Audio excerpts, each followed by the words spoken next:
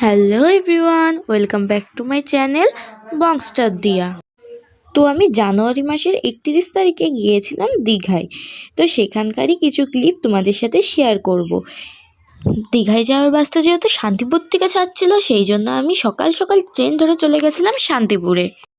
আর এখানে আমি বাসের একটা ক্লিপও নিতে পারিনি, কারণ বাসে অনেক ভিড় ছিল। আর আমরা সরাসরি চলে আসছি হোটেলে। তো হোটেলে আমরা এই রুমটাই থাকছিলাম। দেখো, রুমটাই তোমাদেরকে চারপাশটা একটু ঘুরে দেখায়। তো এই রিসর্টটার নাম ছিল বর্ষা রিসর্ট। আর এখানে একটা ছোট্ট ব্যালকনি ছিল, আর ব্যালকনি দিয়ে মানুষ ভালো ভালো প্রাকৃতিক দৃশ্য দেখে। আর আমরা পাশের হোটেল ছাড়া কিছুই দেখতে পাচ্ছিলাম না। তো সেই জন্য বুকে ব্যথা নিয়ে চলো তোমাদেরকে রুমটা আরেকটু ভালো করে ঘুরে দেখাই। আর রুমটার মধ্যে আমরা ঢুকেই করে ফেলেছিলাম লন্ডভন্ড। বিছনা পুরো অগোছানো ছিল। আর এই দেখো, এখানে একটা আয়না দিয়েছিল, যেটা আমার খুব পছন্দ ছিল।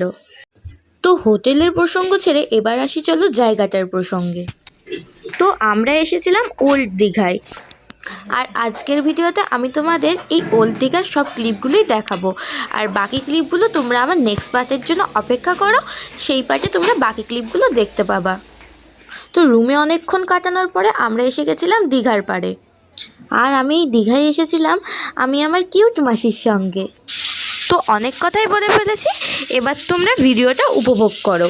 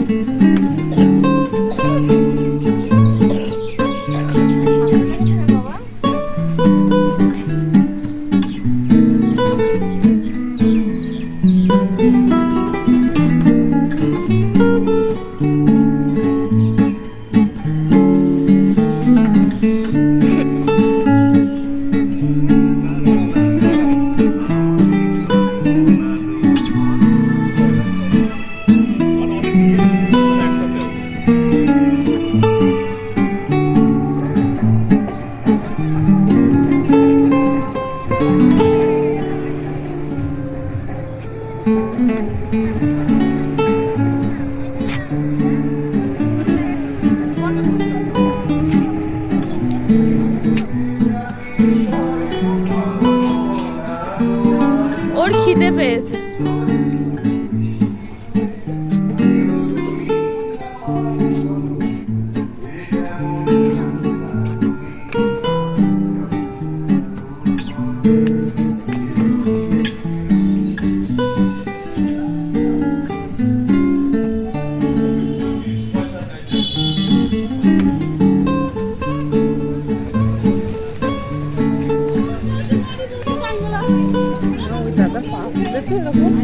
ভোলাদা ওই দাদা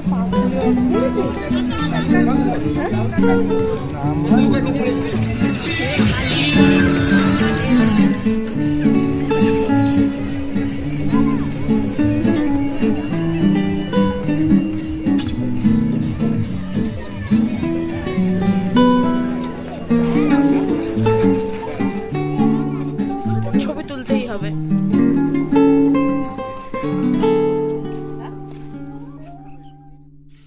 তো তোমরা যখন এই অবধি চলে এসেছো, তাহলে বোঝাই যাচ্ছে তোমরা পুরো ভিডিওটা দেখেছো।